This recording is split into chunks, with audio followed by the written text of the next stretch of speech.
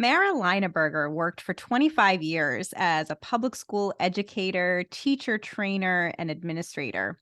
She has a doctorate in instructional technology and has become a leader in the microschooling movement, launching her organization, Microschool Builders, in 2018, that helps to support microschool founders around the world. Mara is the author of Help, My Child Hates School and the Microschool Builders Handbook. She lives in Harmony, Pennsylvania. Mara, welcome to the Liberated podcast. Thank you, Carrie. I really appreciate the opportunity to talk with you today. Oh, well, I'm really looking forward to talking with you. You have been involved in the microschool movement before it became the hip thing, sort of the educational trend of the day. But you have been doing this work for years, pre-2020, and really thinking about microschooling even before you officially launched your organization, Microschool Builders, back in 2018. So I wonder if you can talk a little bit about sort of your background working, in the public schools, and then ultimately deciding to pursue this role in facilitating the growth of microschooling. Yeah, well, I got to teach in the Pittsburgh Public Schools for 22 years. I was super blessed to do that work, and in that work, I got to work in a magnet school. It was an arts magnet school, and I got all the kind of really unique training. And I had one of those remarkable principals that saw my gifts and encouraged me to use them to the benefit of children. When he retired and when things changed, I went on to working for a regional organization that served 25 school districts. So I got my hand at professional development, grant writing, but I also saw all of the backside of the state initiatives regarding testing standards and things like that. I was at that organization for almost 5 years and then went to a district as an administrator. So I was the director of staff development, technology integration, new teacher induction, data and assessment, and federal programs. And now, Carrie, I know you know enough to know that was an enormous job. It was too much for one person. And ironically, at the end of my first year, the district was working to balance its budget. They were bringing in a new superintendent, so they cut my position to balance the budget and create a salary for this new superintendent. Really, really disorienting for me as a teacher to have given over 25 years of my life to the education of children, and then moving into administration and really putting my brains into how could I support teachers better. That was when I really started to think about what's wrong with education and what can I do to help. I was on unemployment for 6 months. I interviewed for a lot of positions, and my heart was no longer in working for a system that didn't value me, or at least that's the way that I felt, right? So I decided to start my own business, and Microschool Builders is my second business, but the ideas for Microschool Builders started to come when I became an entrepreneur. Yeah. And so tell us then about that first entrepreneurial venture for you. That was more consulting in education and then evolved into microschooling. Tell us about that. Well, I took a little bit of a break from education. I decided I needed some space, to just sort of grieve that being let go. So I did consulting around technology, and I actually consulted with small businesses in my area. So I had this doctorate in instructional technology. I knew how to get people to use technology effectively. So one of my first clients was a yoga instructor, but he also was a massage therapist, and I helped him with his social media presence. I had a Jungian therapist who had sort of missed the boat on learning to use technology and didn't want to ask her kids to do that. So I helped her. I even had a female Zen Buddhist priest who was my client, and I helped her to set up her website and to start thinking about doing a podcast because she had this incredible persona. So, that filled the gap while I started to think about education and do some reading. One of the first books that I read to depth to try to wrap my head around what was going on with education was John Taylor Gatto's Underground History of American Education. And, I remember being both pleased to read that and then horrified at some of the conclusions he came to, and found myself wondering why I hadn't recognized some of the structural challenges to the big system of education sooner. So then I literally was soul searching, Carrie, like a lot of us do, and thought, what am I going to do with 25 years of experience as an educator, a superintendent's license? I had actually gotten the superintendent's eligibility while I was in the district, um, and a doctorate. And it was that question, just sort of opening myself up to that question, what can I do with all of this? I started to have dreams at night about one-room schoolhouses. So one thing led to another. I investigated that. I actually went and taught in one off the coast of Maine for a brief period of time. And it was that experience that really capitalized or really focused my thinking on small schools. There are remote places in the world that have kept their one-room schoolhouses because they work. So then began this fascination with, could we do it? So I got very involved with the Alternative Education Resource Organization. Microschool Builders really came out of my belief that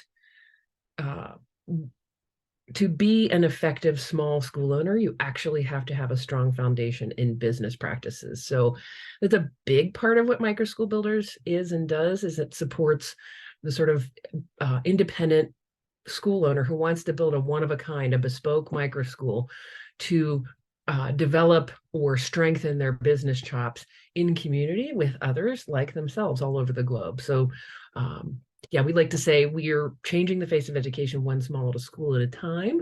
And we're doing that through helping people build bespoke microschools.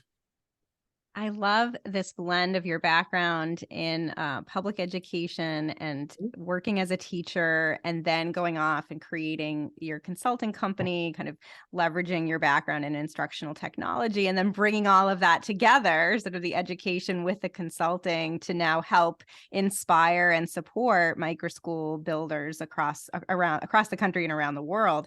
And that's really the focus of your Microschool Builders Handbook that came out in 2018. I wonder if you can talk a little bit about what that book entails and what inspired you to write it.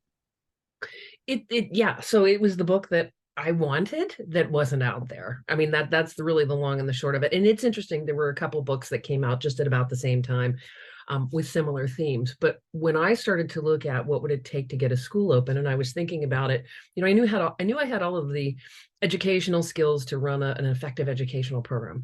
But I started thinking about what was missing in the programming I could see available to people.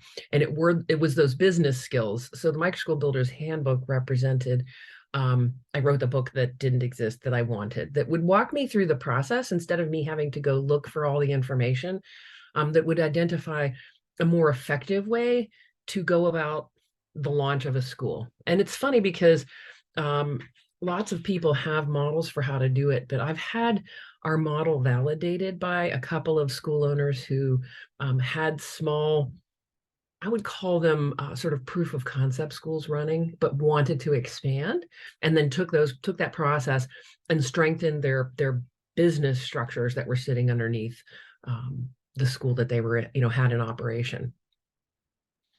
So how do you define microschool, right? I mean, there's sort of no one set definition. I've heard all kinds of different examples of what a microschool is. It's often schools self-identify as a microschool, or may start off as a microschool and then expand to be much larger and are no longer really considered a microschool. But I'm curious about your definition.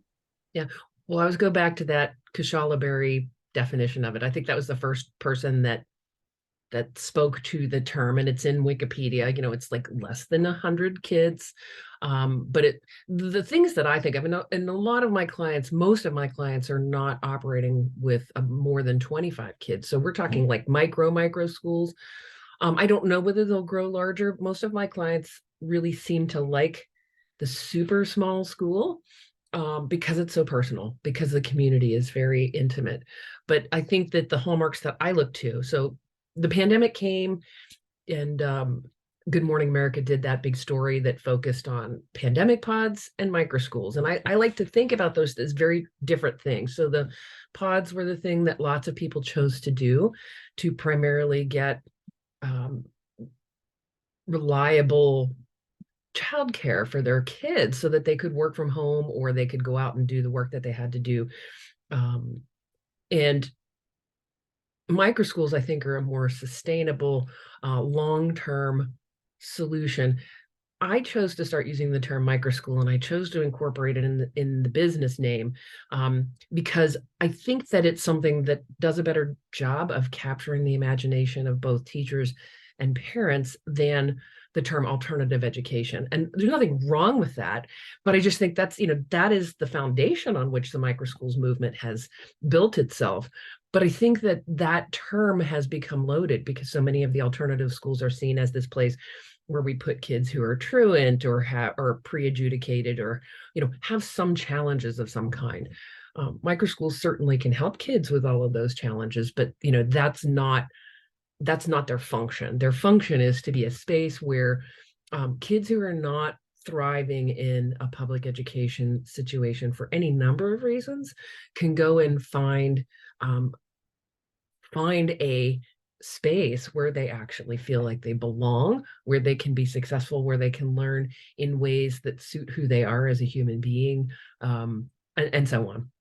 So do you find that microschools then are mostly for kids that are not thriving in a conventional school? Because, I talk to a lot of microschool founders who build a microschool because they want something different from a conventional school. Maybe their kids never stepped foot in a conventional school, and they wanted to just create something better so that it's more about moving towards something that you embrace as opposed to moving away from something that you reject. I wonder about your thoughts on that. I think it's both. I like to, when I talk with my clients about this process, I refer to, and you probably have seen this, there is a graph that's created that's called the diffusion of innovation curve. It looks like a traditional bell curve that you would see, in school for how test scores land. Anytime you're doing something new and innovative, there are people who are innovators who are super early adopters for that thing. And then as time goes on, you'll get the bell curve will extend and you'll get more and more people interested in it.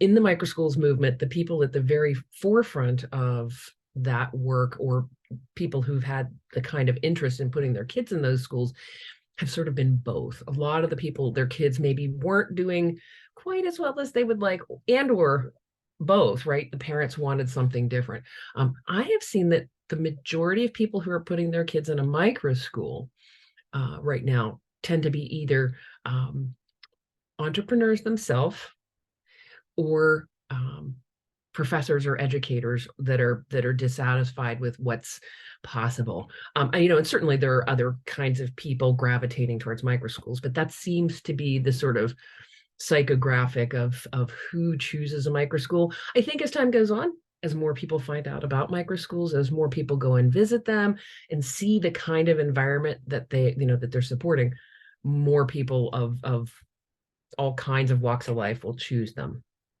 Yeah, one of the things I found really interesting about the modern microschool movement is just the number of former public school teachers who are leaving their jobs in the classroom to launch microschools. I wonder if that's a similar trend that you found among your clients, and what are some other characteristics that those founders share? Yeah, I'd say probably 3/4 of my clients have been teachers. And frankly, as I sat down and thought about my ideal client, and it's a process I take them through too. They have to figure out who their ideal parent is and who their ideal student is. My ideal client was a teacher, and a big part of although I have served many, many parents, right, who aren't educators at all. I don't, I'm not working exclusively with educators, but in my mind, part of what I'm doing is, to speak to the title of your podcast, is liberation for teachers. I was one of those teachers who, even though I was in a magnet school and had lots of autonomy and was very creative, I was still frustrated by many of the protocols and procedures that limited what was possible for me. I couldn't take field trips whenever I wanted to. I couldn't take the children outside to learn about the weather in the weather. I couldn't I could do a lot of creative things that a lot of teachers can't, but I found myself frustrated. It was one of those, and this is going to sound really strange, maybe not to you, but to people, like, I wanted to be able to decide when to go on vacation. I wanted to be able to, work when I wanted to work. Now, in running Microschool Builders, I can absolutely do that. Lots of microschool owners have the ability to flex the amount of time that they work, when they work, where they work. And so, educators out there who want more flexibility in their work schedule and how they work and where they work and what they wear and, when they take lunch and all of those kinds of things that are very much controlled by the schedule of a school, would find a microschool really enjoyable. Now, I'm not going to kid you, Carrie. It is a huge task. So it comes with its own challenges. It's not like you open a microschool and all of the problems you had as a public school teacher go away. They certainly do not. But at the end of the day, the challenges that come are ones that you get to tackle, that you get to decide what to do. So there's a lot of liberation. There's a lot of freedom that comes in being able to chart your own path with your own school. And so microschools, again, are the sort of umbrella term that covers all kinds of different educational philosophies and approaches. I've talked to microschool founders who run Montessori-inspired microschools, all the way to, sort of classical microschools or unschooling, self-directed microschools. What do you find? Do you find that diversity of education philosophy in the clients you work with? So my team and I, we really cater to the person who has read about all of those and who has said, I like this part of Montessori, or I like this part of the democratic free schools, or I like the classical conversations, up to this point. I want to integrate all of those pieces. Oh, and I want to have a forest school element, and I want to have the kids be self-directed. So I want a little bit of unschooling. I have one client who road schools her school. So 3 times a year, they take these adventure field trips as a culminating activity to the studies that they've chosen to pursue. So she actually believes in some teacher direction, because a lot of these kids are going to decide to go to high school or college. So she actually does a lecture every day, but it's on a topic that the children have studied or have asked her to present to them. And they build their own textbooks. And then as they finish up that unit, there's this opportunity, and nobody's required to do it because it does cost extra, but they can go out on a road school trip. This fall, they went out to celebrate Native Americans Day at the Crazy Horse Monument, and they went to see Mount Rushmore and all of the things out there in South Dakota that there are to see, as part of a study on Indigenous peoples that they had chosen for themselves this fall. I just love that, the diversity of models, not only in curriculum, but structure too, with road Yeah. schooling as one possibility, which I Mhm. guess opens up the next question, which is, what are some of the key challenges you find that microschool builders encounter in terms of, regulations and finding locations and running their programs? What are some of their biggest burdens? Well, every one of those is a step, right? So, you touched on the regulations. So that's actually something when we work with people, we address that right away, very early on, within the first 2 weeks of working together. We take a look at the state regulations, because I'm of the opinion that to really make a difference, to really change education and impress on education, that smaller can work for many kids. So I should back up and tell you, Carrie, um, having been a public school teacher for many years, I still very much believe in public education, and I think we can influence public education more easily from the outside than we can from the inside. And we can do that by showing what works best.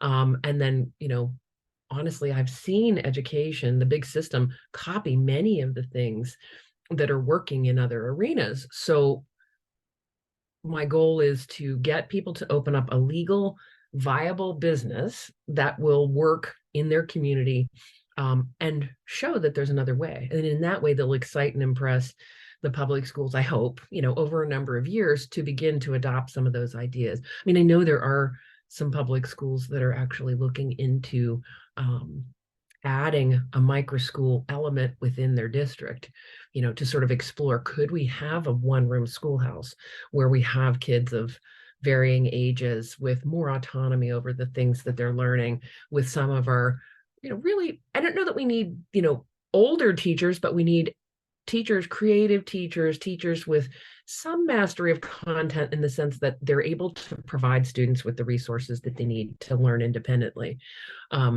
So I think that's one of the big challenges, is how to do that legally. And you have to go state by state to figure that out. You have to look at the state code, the State Department of Education's website to figure out, can I operate as a private school? Can I operate as a tutoring center? Can I operate as a homeschool resource center or a child care facility? And so I get my clients to look at that and then set up that way. Some of them on the way to becoming an approved private school. And then I have many more clients who have no interest in that and who actually have families who don't want that because there's an understanding of the regulation that comes with that. So that's one of the big challenges. I would say that the second big challenge, you mentioned space. I think that's less of a challenge for most people. The next big challenge is creating a budget that will actually cover all of the real hard costs related to running an organization like this. And I tend to coach to begin with tuition that covers all of that and setting the tuition slightly higher than you maybe need per pupil to make it work so that you can have a sliding scale so that you can offer scholarships. And I think there are a lot of parents out there who have means, who are willing to pay a little bit more, knowing that some of that tuition is going into a scholarship fund.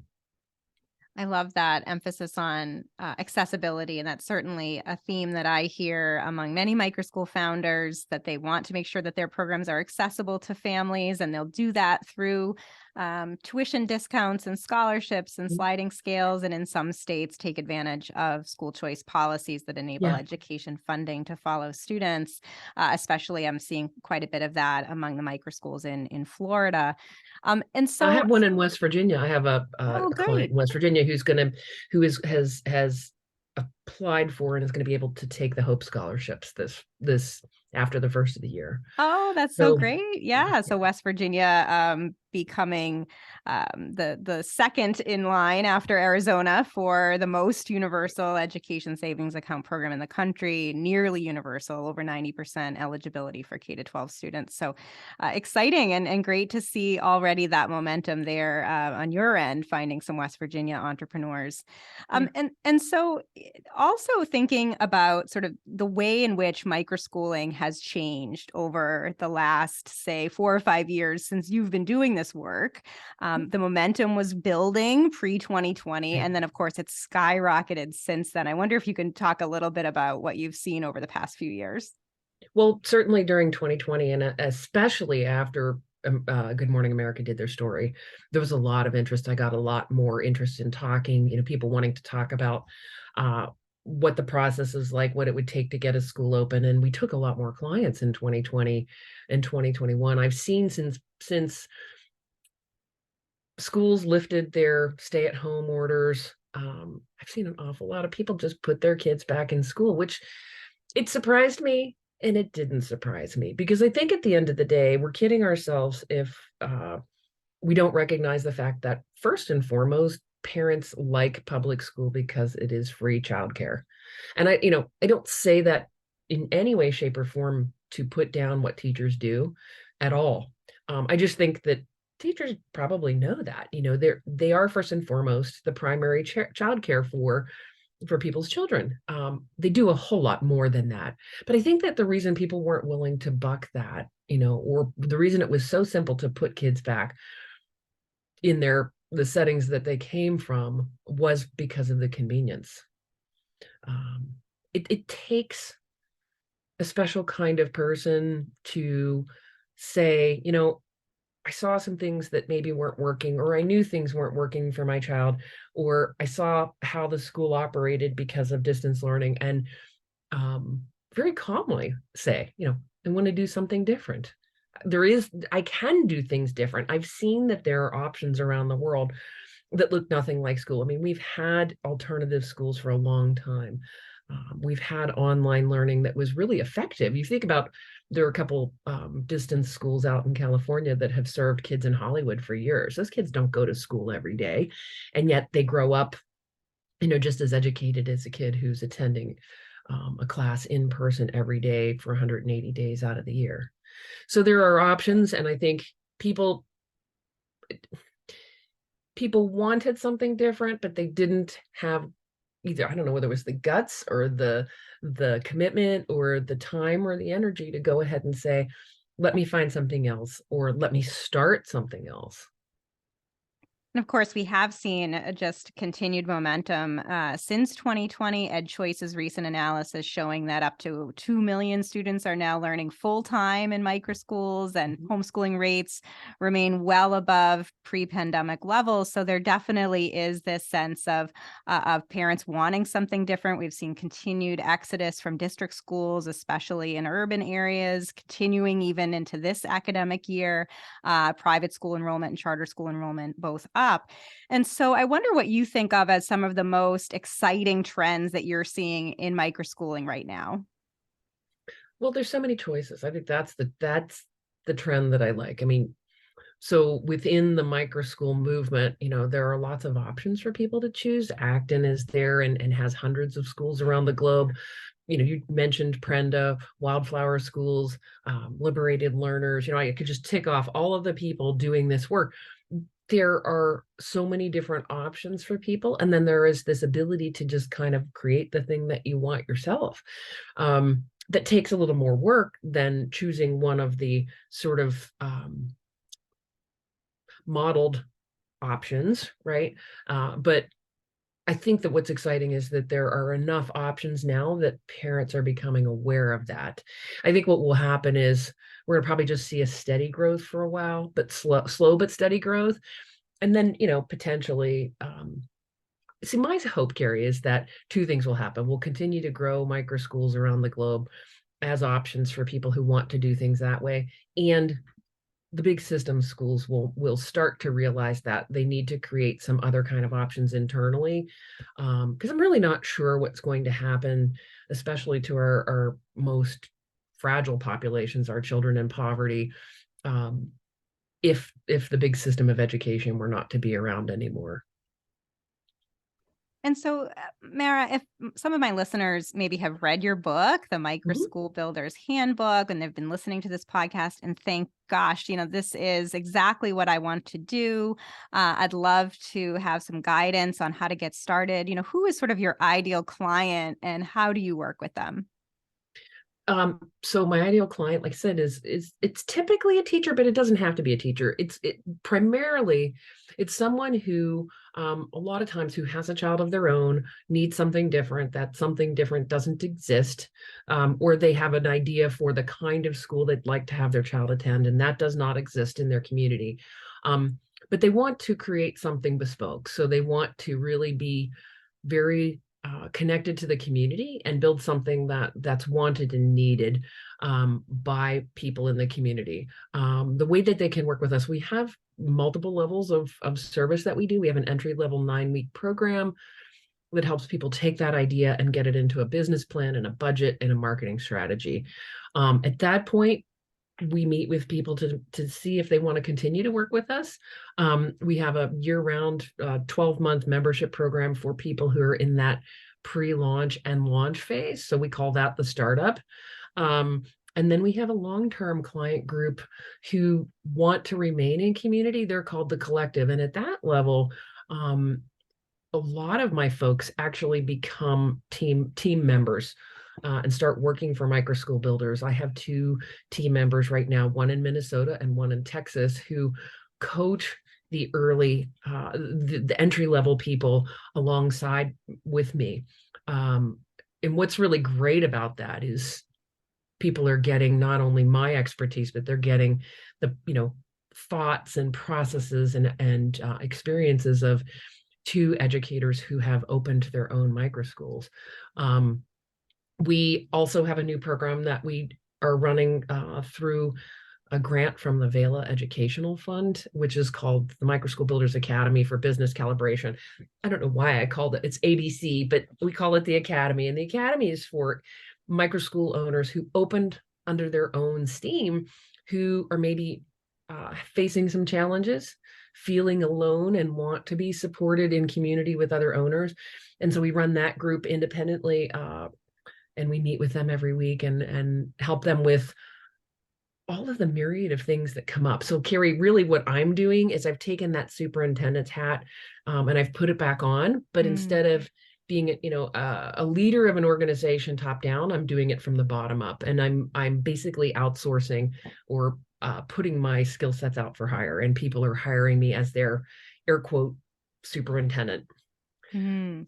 Yeah, and it must be a busy time as the popularity of microschooling grows and momentum gains. So I wonder, Mara, what you see as sort of your goals for Microschool Builders over the next 5 to 10 years.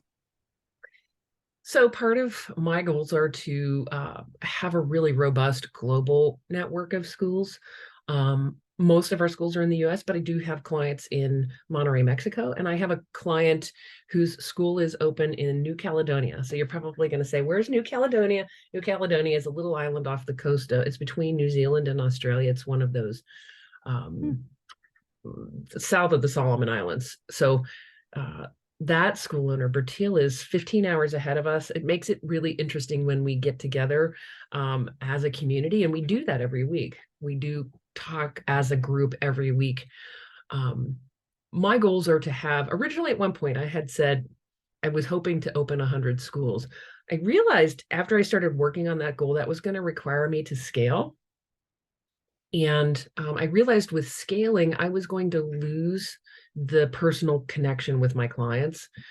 So my team and I have revised that goal. We're aiming for 25 microschools in the next 5 years or so in network, with a process in place that we can use to validate that these schools are exceptional and be able to talk with parents about that.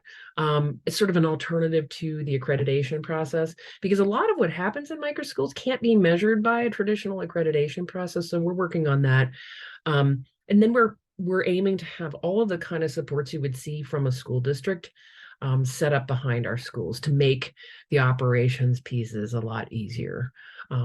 So those are my goals for the next 5 years.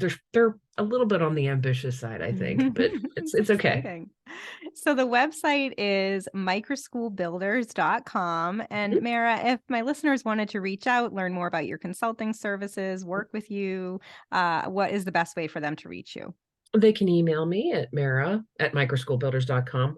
I also do something I call a clarity call. It's 30 minutes. You get my time for 30 minutes. And you get the chance to see our model, evaluate yourself against that model. It's kind of like going into a doctor's office and saying, hey, here are all the things I can tell you that are going on with me. I use that information to then, I don't really make a prescription, but I give ideas on things to work on, places to get started. And then I talk about how you can work with us if you would choose to continue. Well, thank you for being a microschooling pioneer. Again, I highly recommend your book, The Microschool Builders Handbook, that came out in 2018. You were ahead of the curve, seeing this coming, and best wishes on achieving these lofty goals over the next few years. I have no doubt that you will be successful in that. Mara Linaberger, thank you again for being on the Liberated podcast. Thank you, Carrie.